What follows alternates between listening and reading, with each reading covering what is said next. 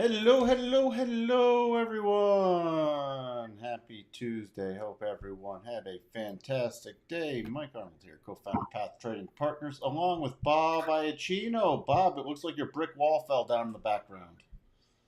It didn't fall. I took it down.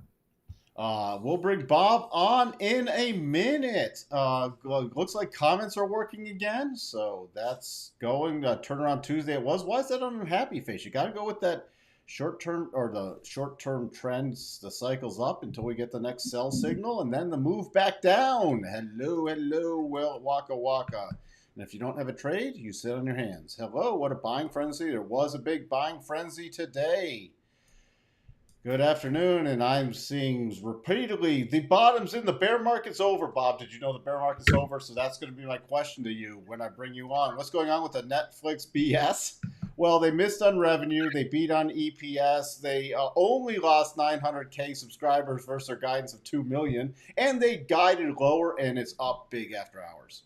And yes, the That's an 6% interesting thing. outside the what was that, Bob? That's an interesting thing about Hold on. them losing Wait, fewer let me get you subscribers. on, Bob. Hold on. I just got to bring on Bob. There's Bob. I'm here. You're here. Ha. Yeah. No, what I was going to say was it's an interesting thing because the one of the things I know some people personally that they were getting ready to cancel Netflix, but Netflix did something I think was genius is they stretched Stranger Things into 2 quarters. So there were actually people who wanted to, they wanted to wait till Stranger Things was over. So it's possible that those two together are a closer number to what should have been a 1 quarter loss. It's a stretch, but it's possible that that's the case. So I just wanted to point that out. That's something that streaming services should probably keep doing if they, it's Elon Muskish to do that. I don't know that it was deliberate, but I think it was very smart. Well, you know what I've started doing for that they do that. I just wait till the whole thing's dropped and then watch the. I then subscribe for like that month and binge watch it and cancel again. Cancel again, yeah. Yeah, because you know what? If they're gonna play that game, I have an easy solution. I don't need to see it day one. I have no friends, so nobody's gonna spoil it for me. Hey, Sashi, there's no chance Kramer was right. I don't even remember what he said. Let So, me get through. Davey, good afternoon. Yes, people think it's bullish. Well, yeah, we're still not at the bottom. You know no. when we'll be at the bottom? When, and I don't see it yet, when, what is it? Who's Mr. I forgot his name now. Mr. Stocks always go up guy. When he stops showing up, we'll be at the bottom. Uh, It's funny because, like, people, and I'm not saying this is not a good rally, and I'm not saying that I know for a fact. It's my opinion that this is not the overall bottom. But you're literally talking about, I mean, if you go from the lows to today, it's not even 10% higher. Not even 10%. And I'm looking at the S&P. Not even 10% higher from the lows to today. So the idea that that somehow erases a bear market, um, I just think that's silly. it's 7.5%, Bob. Bear market done. Yeah, I'm looking at the futures, and so they obviously continue to rally into the close, and that's 8.46% with the rally into the close. I didn't even get that. I measured out the futures. I didn't even get that high. By the way, let's see where we sit here. Oh boy, we have Netflix. We already talked about Netflix after hours. That was the only big thing I was watching. If anybody else wants to get into something after Bob's here, tomorrow morning, not a bunch of stuff that I'm looking at. Tomorrow after the close is Tesla. So if anybody wants some of those earnings, there's not specific. Where did my other window go? Oh boy, here we go. Tomorrow, not a lot on the news front either. We got all of your crude info. You got some more existing home sales, but the market's just shrugging that off. It's again Thursday and Friday backloaded. You can see your heat map here. Everything to the moon today. This was a good, also a good short squeeze day and just buy everything. Fed watch still at 75 basis points. and we're nearing out of negative gamma territory, so continuing rallies will have a dampening effect. So that's where the hedging from the big boys are, they sell into rallies, they buy into dips. So it's more of a dampening than an amplifying effect. All right. All right, let's see. Hey, options 22. Let's I lit the Bob bat signal. Waka thinks you're spot on, Bob. So there you go. Waka and Bob are in agreement about Netflix and the stretching out of Stranger Things. I've got through half of an episode so far. I'm I'm the antithesis of binge watch. We can look at Amazon later. So what what's your take so far? Because on anything, Bob. on What's anything. on anything, life in general, like hey.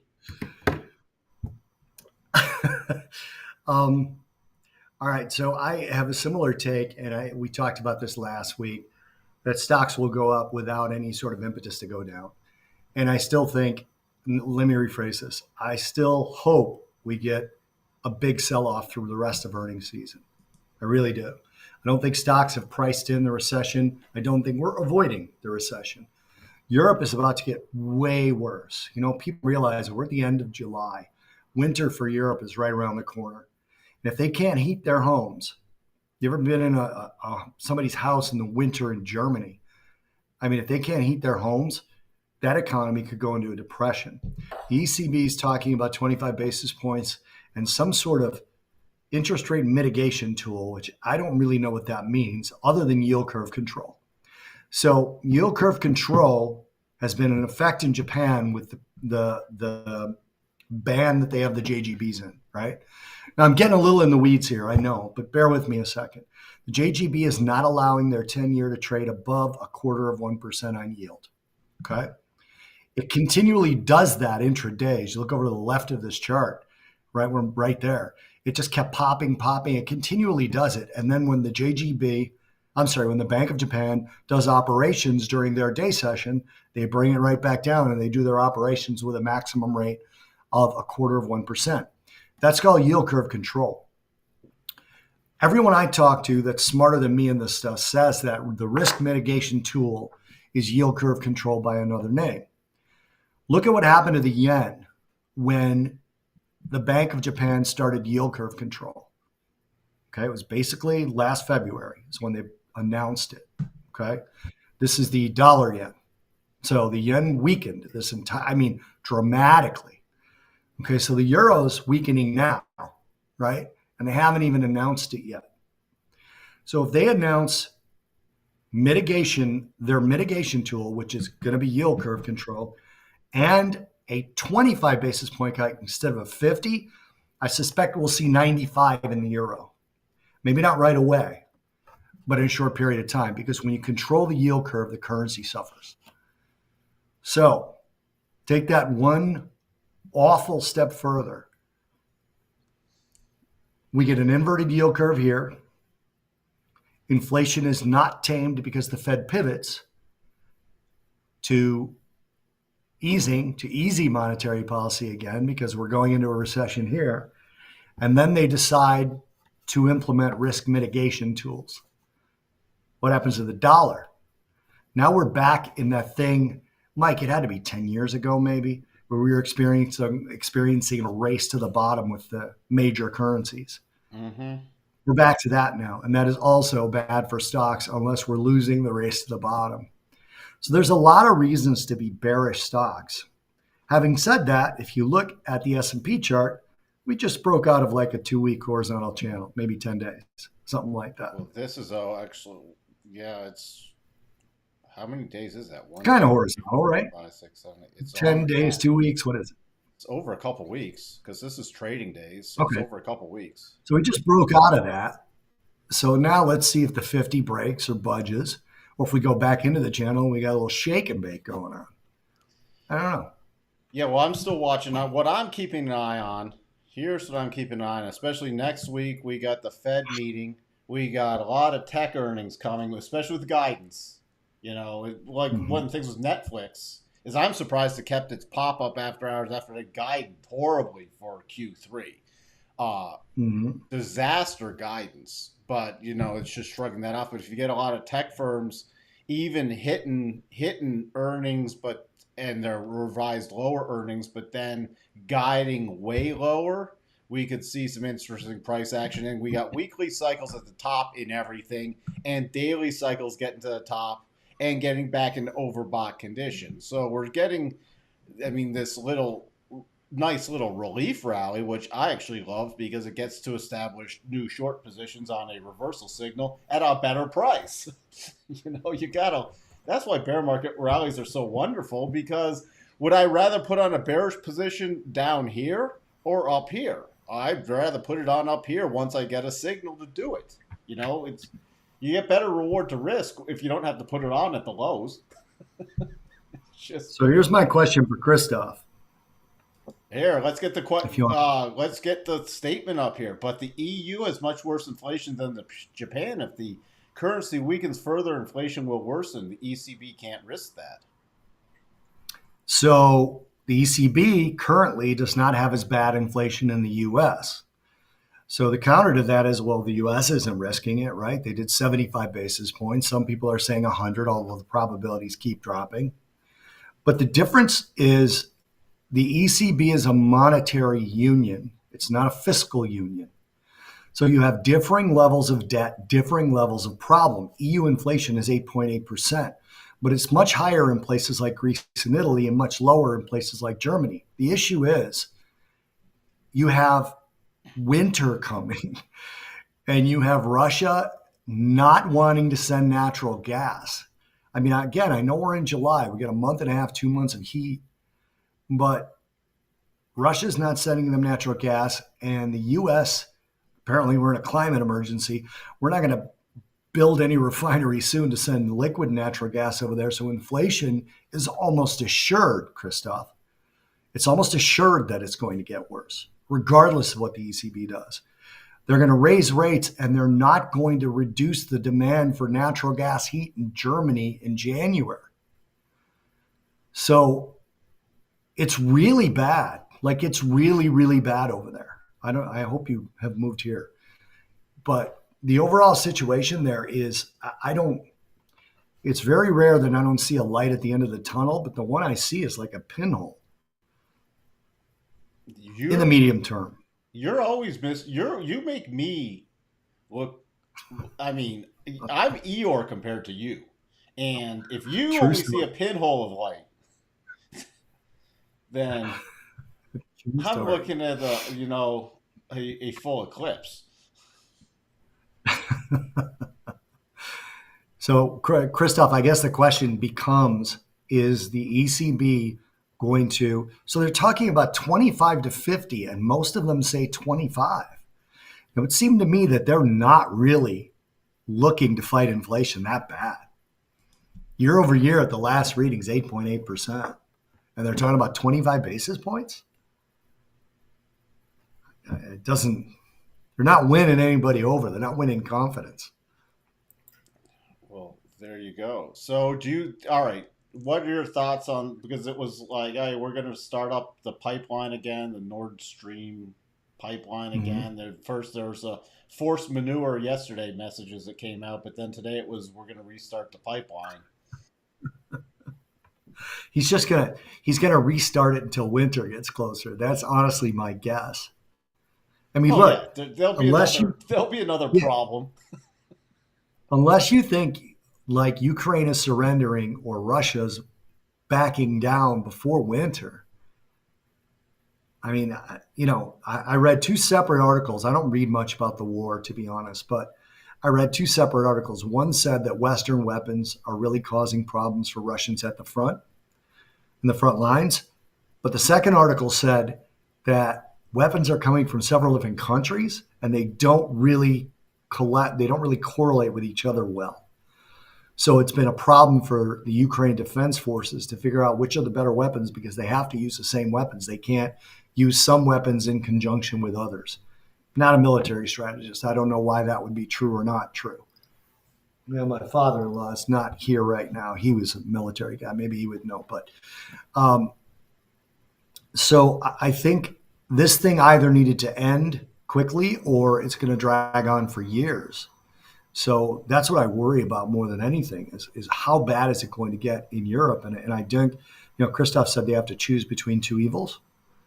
Um, I think they're going to choose to let inflation run because there's a lot they can't do about the driver of inflation, more so than the U.S., much worse than the U.S. On nat gas, we would actually make it barely through the winter if the pipeline goes online and Russia supplies from Thursday honor. I guess it Onwards, honors they onwards.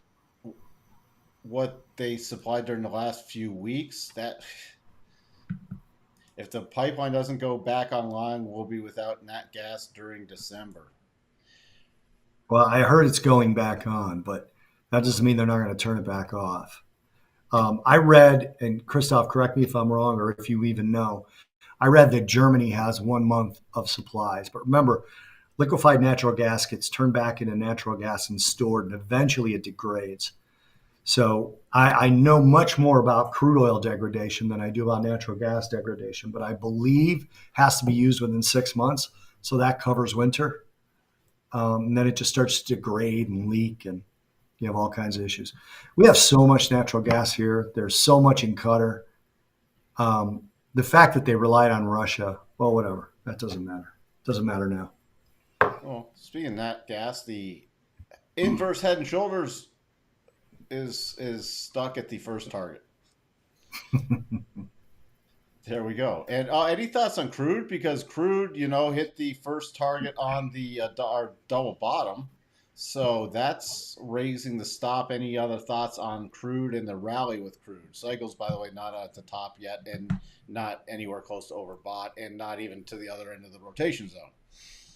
Yeah, I do have thoughts from a fundamental perspective. So if you look at that chart, the day with the long wick, the 14th, that's when President Biden arrived to fist bump Mohammed bin Salman, and there is no sign of them increasing production, none that I've seen anyway.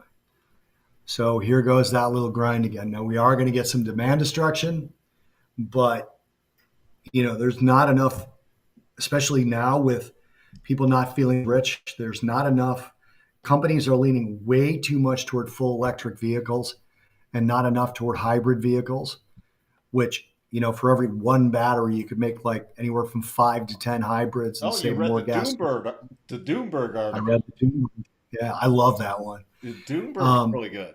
If anybody doesn't yeah, follow that Doomberg, or convinced I was just going to say, if people that don't convinced follow, me. By the way, I was hoping to find a way to do all electric, and now I'm not on that train at all. I want to support hybrids because it's one of the transitions. Anyway, so demand destruction, I think, is going to be mild, if at all. You'll start to see much more demand destruction if you start to see the unemployment rate ramp up. Because people won't be driving to work, driving to restaurants, driving to as many grocery stores and things like that. And we haven't seen that yet. So I think right now, if you're looking at stable demand, we're still in the midst of demand for flights and for automobile fuel, still at the height of the summer driving season. Um, so I'm not bullish yet because I've told people for days that I turned negative crude oil, and I did. I mean, I talked about it on TV on I think the 28th or so of June, the end of June, that I turned negative. I'm staying negative. I want to see what happens with this weekly double, but from a perspective of, you know, I don't fundamentally, I don't know where the demand destruction is going to come from. Maybe they can keep prices stable while we exit the summer driving season. I don't know. Toyota Look at hybrids, AB's. 2 kilowatt hour Yeah. battery, average electric cars 80 kilowatt hours. It's sad, and I actually I agreed with You've Doomberg. had hybrids and all electrics, Mike, right? You've had both. I've had both, and I've wanted, and I looked around for before, even a couple years ago, before I got my last car, I wanted a PHEV, the plug-in hybrid, that Mhm. gets, you can get 30 to 50 miles around Yeah. town, and then the The one rest, I'm looking at gets 44. and that would have been perfect for me, but there were so few of them available, and literally it was go to California and buy like the RAV4. Now the RAV4's got wider distribution, but I mean, there's a lot more over in Europe of the PHEVs, but they never really were running here. But it's fantastic because a lot of people, especially if you plug in at night at your house, you can literally do your commute or your whatever you do each day in a car on all electric. And then if you need to go farther, you got the gas. If I need to run up or road trip it or something else, I got the gas as a backup. Or if I go in and there's all the charging stations are full, I don't really have to sit there for an hour. Then there's another. I read an article today. A young woman in Clearwater, Florida, bought a 2014 all electric. I want to say it was a Ford Focus, but don't quote me on the model. It was definitely a Ford, and it had 60,000 miles on it. So her father paid $11,000 for it. She drove it for 4 months, and then it just stopped working. We got into the dealership. Battery was done for, was dead. So they quoted her 14 grand to replace it. She paid 11 for the car. Yeah, Then that's they found out when her father said, "Well, let's do it, and then maybe we sell it and see what we can get for it."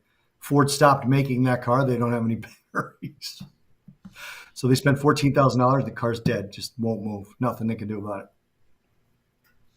well, you hear about the older Teslas So that you really have to buy new, right? I mean, if you're going all electric, you have to buy new.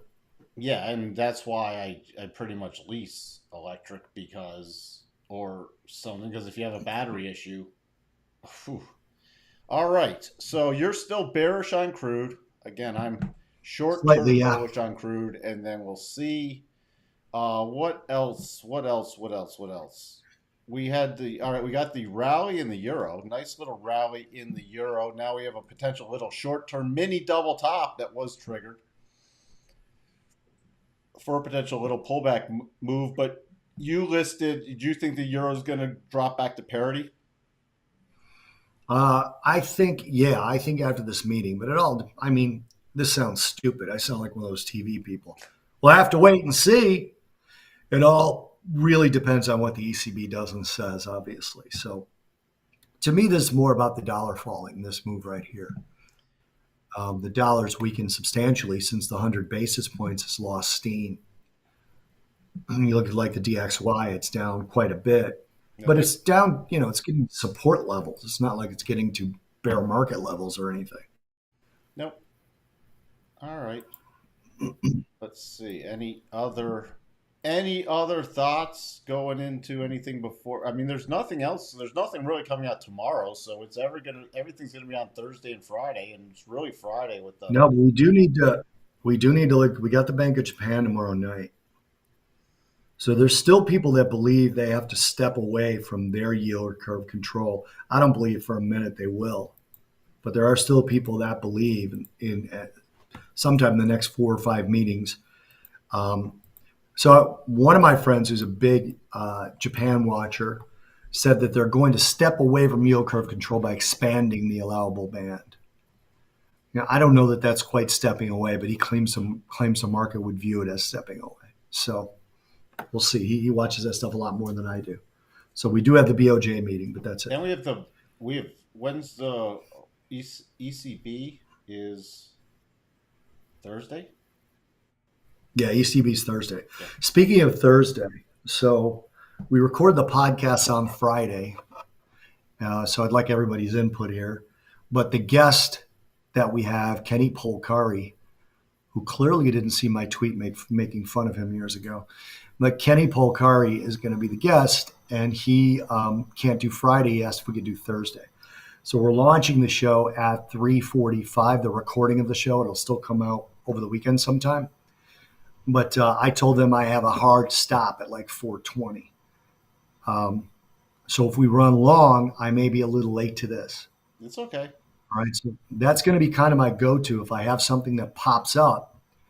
Um, the times that I'm supposed to be here, I will let Mike know, and then Mike, maybe you can go through the charts, and I can just join when I join, Yep. and we'll see if there's anything. I can Is that cool? I I am not that stuck in my ways yet.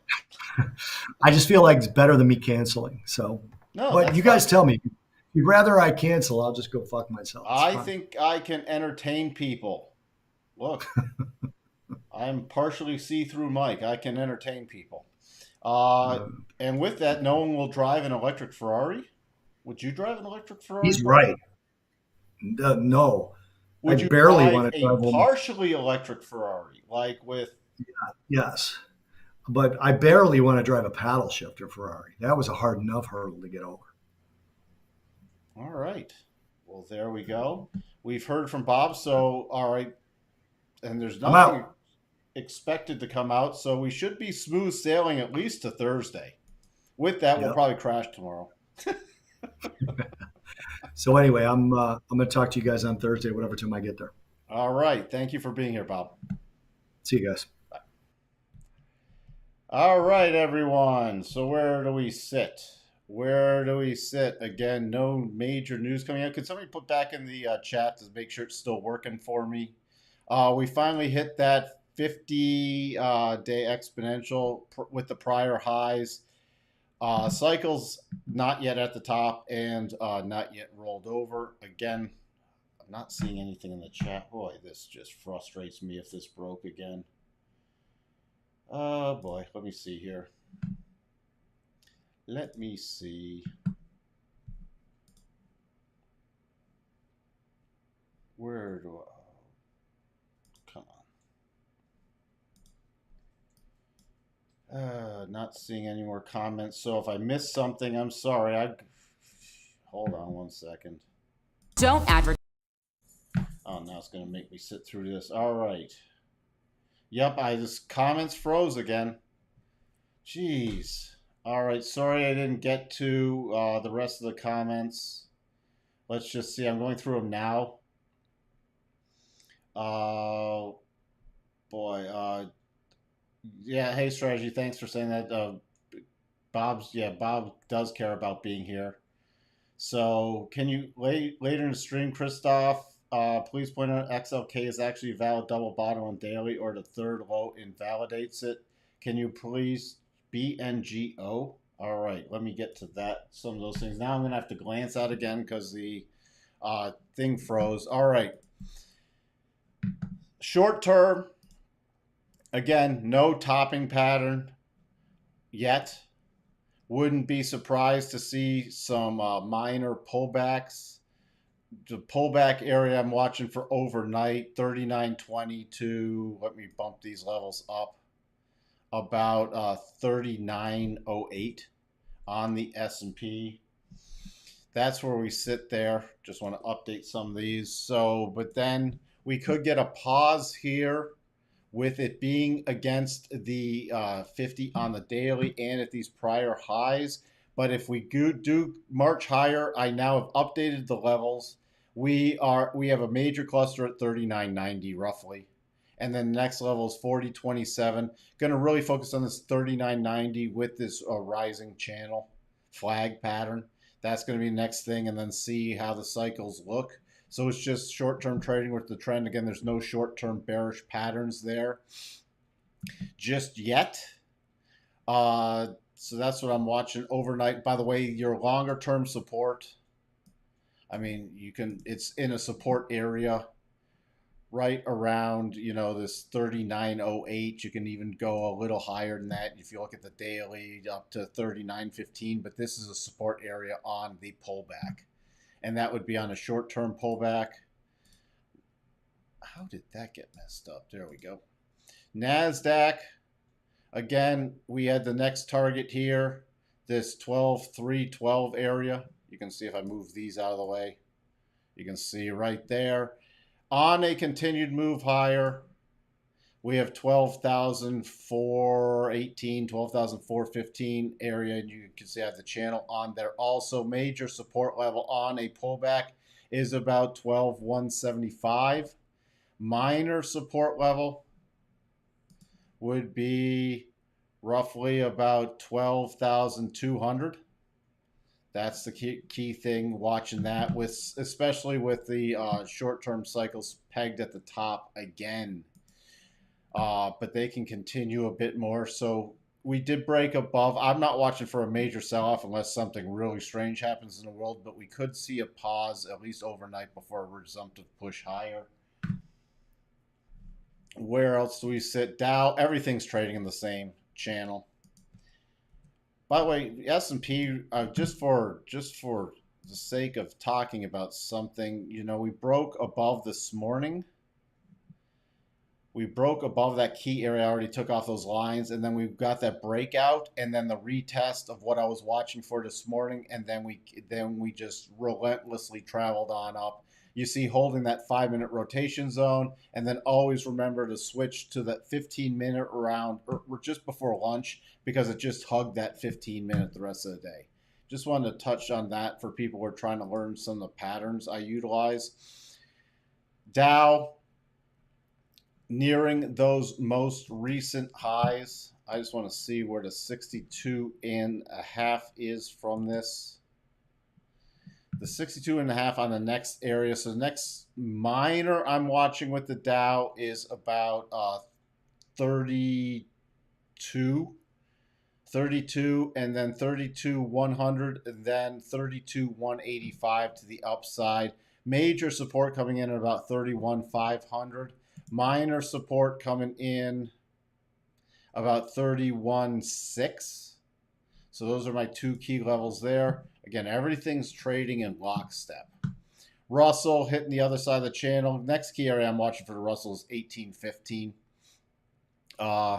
Finally filling this full gap right there. So that gap fill is done. Rich, I saw this is from way earlier. I'm still not getting comments.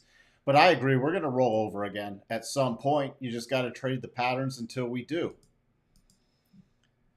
What else? Crude, we already touched on, but I'm still playing the short-term patterns to the upside. Next target is 102.04, but this is definitely the stop raise. So the stop raise, the major stop level is on a close below 94.72. Natty gas already pausing.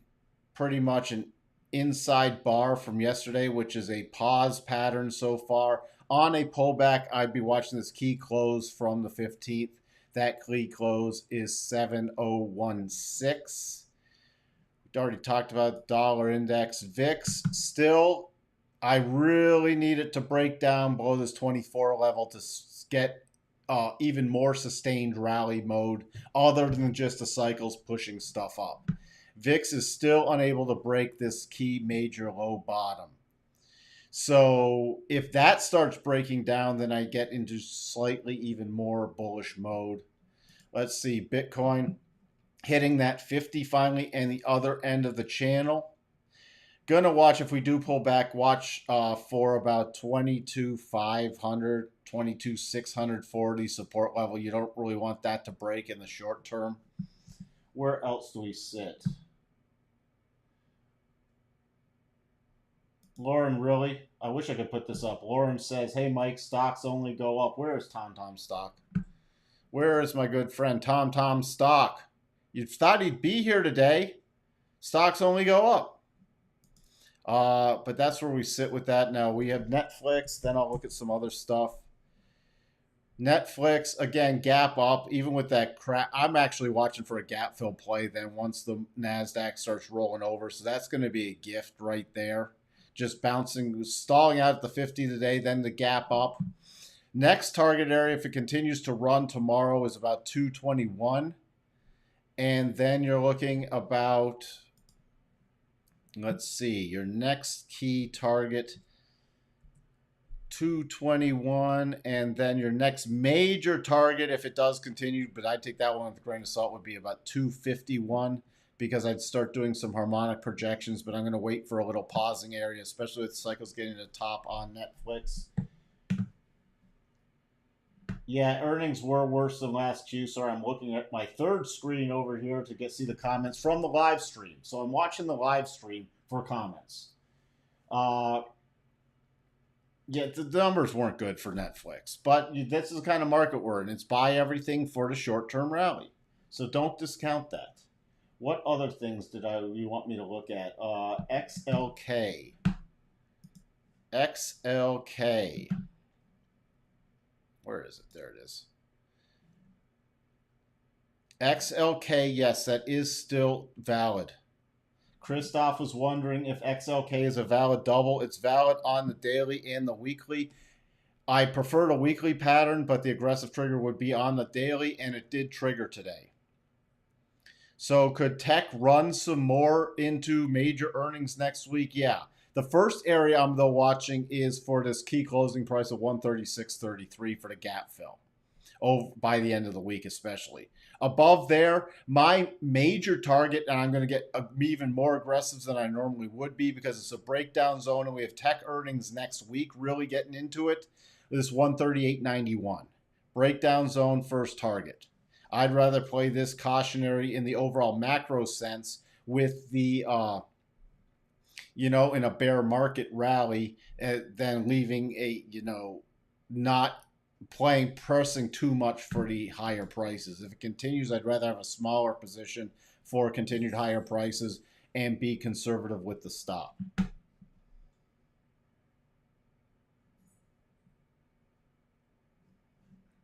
So, and then we wanted, I think I remember Amazon. Oops, I didn't want it on that one. I want it on this one.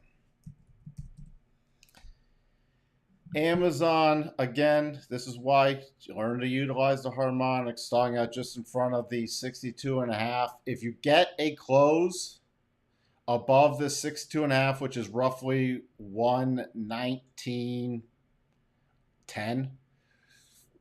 then your next major targets are 122.40 and potentially 125.73. If you want to put the harmonics, the projection harmonics on there also, that reinforces your minor one, which I'd use to raise a stop if you're long, is about 120.06, and that just reinforces that 75% harmonic. That 120, I'd actually make it a range of 122 to about 122.40 for your levels above there. And where you really don't want it to drop below at this point is about 112.44 without doing your short-term harmonics off of there. What else do we have? I'm just going back through.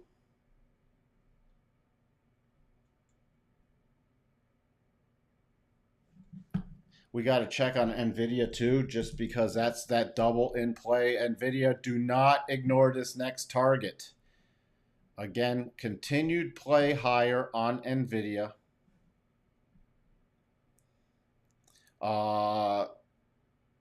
So this is definitely a stop raise. I'd even use a more aggressive stop on Nvidia at this point because you get a move below this low of 160.04. You got the gap fill below and you're up in this prior toppy area. I would be surprised if it doesn't at least hit the next target, but that's really my major target for it because, again, I'm playing it conservatively with the 50 overhead, this prior high in that area, and the rollover zone between the 50 and the 62.5. All right, I think I saw one. KWB. What is KWeb?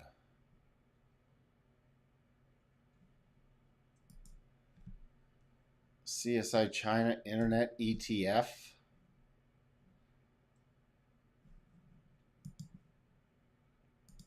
Don't trade it.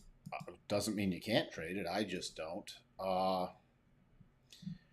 Only thing I'd be concerned about here is it's confirmed but not triggered a double. This is a confirmed but not triggered double.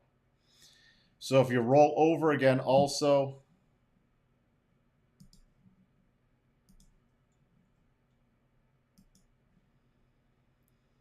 it doesn't get to a triple until around 33 again. 32, 85, 33. So until this forms a triple, I'd be wary of another potential rollover play. Cycles are moving up on the daily, and not at the bottom on the weekly. So you got a mismatch of cycles. But I'd be very wary of the potential double on. If it rolls down, fill the gaps, and then triggers this, it would not be any long play. On a continued long play, you still have a gap left behind in a breakdown zone at about 32, and that would not invalidate the potential double or a confirmed double, not yet triggered double top. So if it did rally, I'd really watch for your continued resistance there, and then another potential rollover play, and then the bigger rollover. And you can even see the double there on the weekly. BNGO.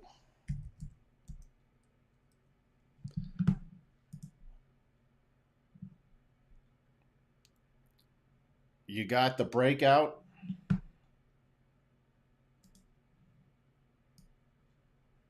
You're now, I put your support level at about 176, and your major support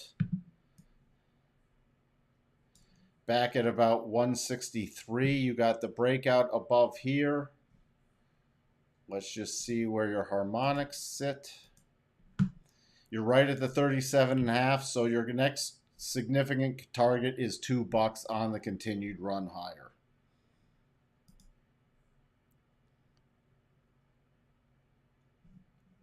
So I don't have any, again, this is not one I trade, no PE. If you break back down below this 160 area, though, I'd watch for it could turn into another shake and bake and retest the lows. That would be the only thing.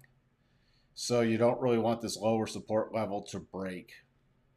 But other than that, it's just breaking out of this key trend, at least it closed above this. So this is the highest close since the 5th of May. And with this kind of market environment, I could see this still run more to the upside before a potential rollover play.